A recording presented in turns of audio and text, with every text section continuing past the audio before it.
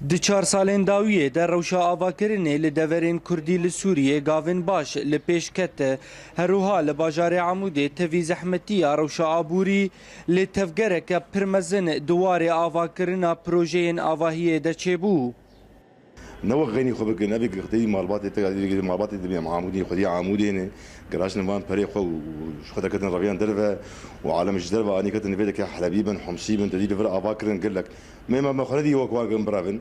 تبقى امكانياتي محدود ويما ما دفروت وما بين يذكر في بسبيل عالم شخور ببن خدي خاريك وببن خدي دكان كالكي بكن بري كسند هاج بورخصا انا ما تسهيلات قال لك جوار كرني يعني رسمك يقول كي هندك جبوت تشتكي خوشك شي وعملي زيدا كرجي بري زيدي طابقه ندشتن العمودي عذابه انا سسي وشارج بو اوجي كاري بجبر حمدش بهابوي چمنتو بهابوي هسم بو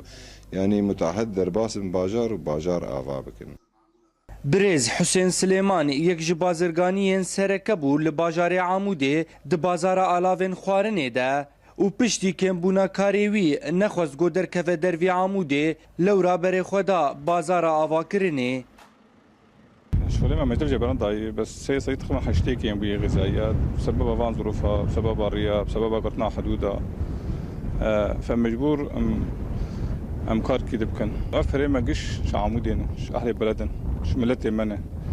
فملتي قدايته وقت كاتي قوتبتي دفي ام يعني مقاربن جي ام بدنوانا Bêguman gotê zanîn avahiyên mezin qedexebûn li deverên Kurdî wek avakirina kargehan ew bû biryara rejîma Esed ta got herêmên Kurdî li pêş nekevin.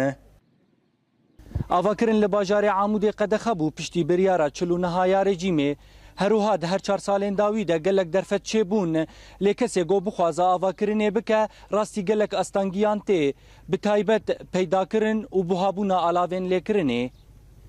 Ciwan Kurdî Orient News Amûdê.